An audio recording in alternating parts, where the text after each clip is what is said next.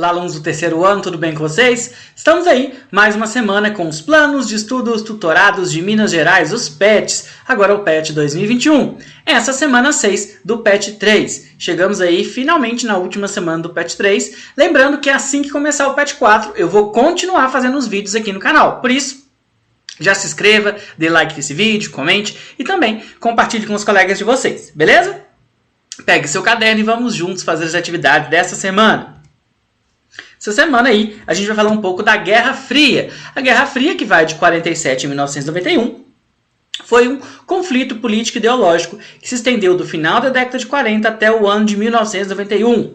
Esse acontecimento teve como protagonistas os Estados Unidos e a União Soviética, países que representavam duas ideologias distintas que eram o capitalismo e o socialismo. Então, depois da Segunda Guerra Mundial, a gente tem dois países como sendo potências no mundo, os Estados Unidos e a União Soviética.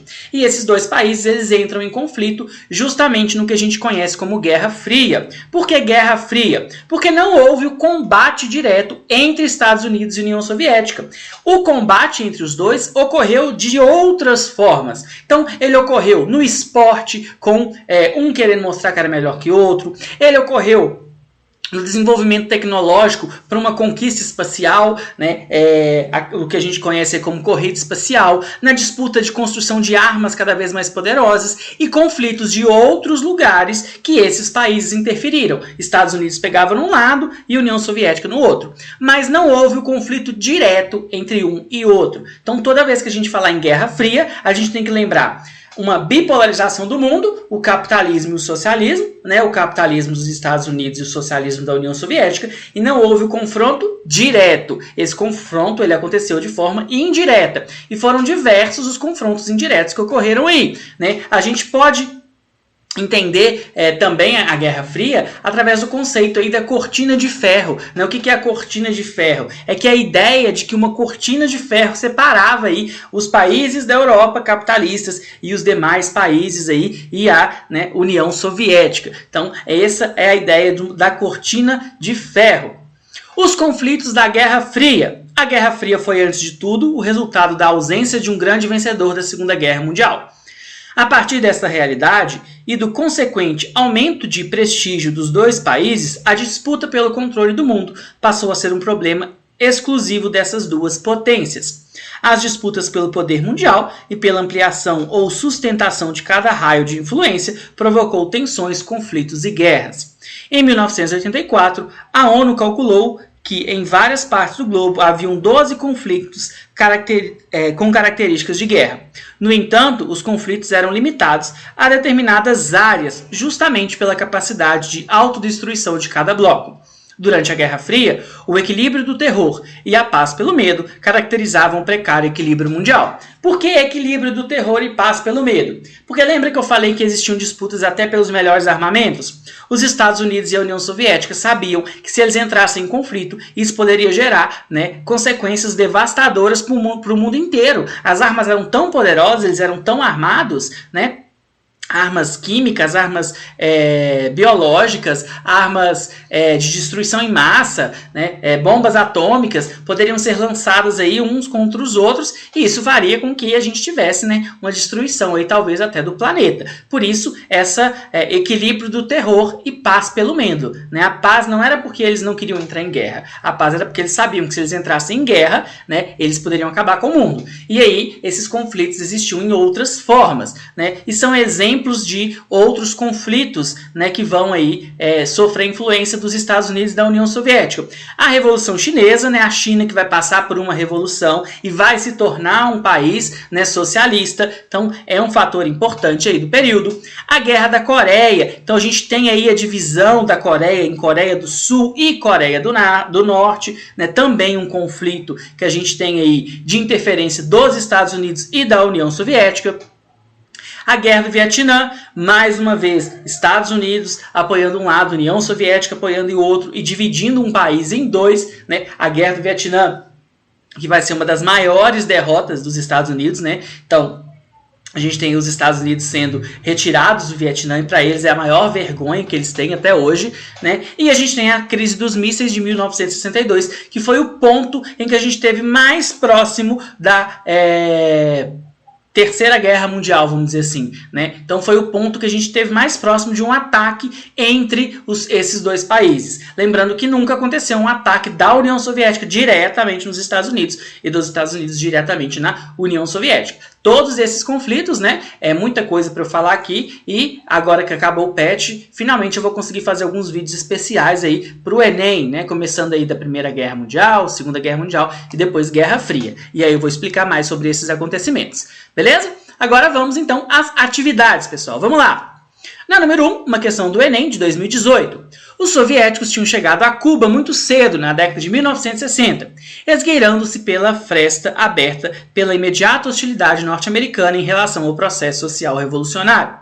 Durante 3 décadas, os soviéticos mantiveram sua presença em Cuba, com bases e ajuda militar, mas, sobretudo, com todo o apoio econômico que, como saberíamos anos mais tarde, mantinha o país à tona, embora nos deixassem dívida com os irmãos soviéticos, e depois com seus herdeiros russos, por cifras que chegavam a 32 bilhões, ou seja, o que era oferecido em nome da solidariedade socialista tinha um preço definido. Então, o que foi a crise dos mísseis, pessoal? Foi quando a União Soviética ia construir uma base de mísseis justamente em Cuba. E qual que é essa grande questão? Se a gente pegar aqui, né, voltando aqui no mapa, que Cuba está próximo aos Estados Unidos. Se a gente tivesse uma base de mísseis soviéticas aqui, a União Soviética conseguiria atacar os Estados Unidos, né? E Cuba vai ser uma área de influência da União Soviética, Cuba que vai passar por um processo de uma revolução socialista, né? E a União Soviética vai usar, né, essa ideia de ajudar Cuba, né, com alguns interesses. Agora vamos então à pergunta. O texto indica que durante a Guerra Fria as relações internas em um mesmo bloco foram marcadas. Busca da neutralidade política? Também não, né? Tá errada. Estímulo à competição comercial? Não. Subordinação à potência hegemônica? Olha, essa é interessante, hein? Elasticidade das fronteiras geográficas? Compartilhamento de pesquisas científicas? Qual a alternativa certa? C, né? Subordinação à potência hegemônica. No caso de Cuba, recebia a ajuda da União Soviética e tinha que aceitar, né, algumas imposições aí, assim como os Estados Unidos vão impor muita coisa para vários países. Na questão 2, durante o período conhecido como Guerra Fria, irrompeu no sudeste da Ásia outro conflito, a Guerra do Vietnã, que se tornou o cenário das disputas ideológicas e militares entre as superpotências mundiais da época. Analise essa guerra estabelecendo relações com a bipolarização ideológica desse período. Então está pedindo um resumo da Guerra do Vietnã. Olha só, a Guerra do Vietnã foi um conflito armado ocorrido entre os anos de 59 e 76, em que o Vietnã do Norte e do Sul pegaram em armas para lutar pela unificação do país. Essa guerra se tornou símbolo da Guerra Fria, pois a região norte do país era influenciada pelo comunismo e o sul pelo capitalismo.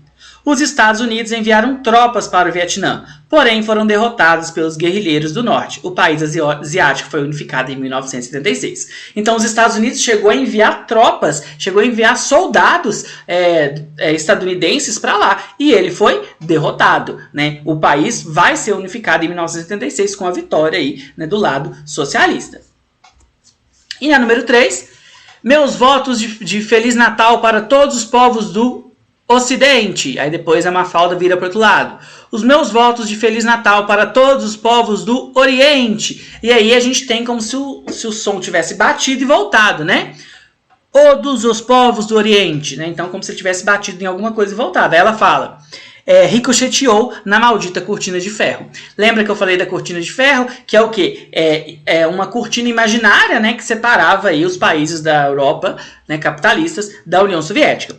Na esfera das relações internacionais, o contexto histórico ao qual o personagem faz referência era marcado por uma divisão no mundo, decorrente, sobretudo, do seguinte fator: divergência religiosa, cultural? Não.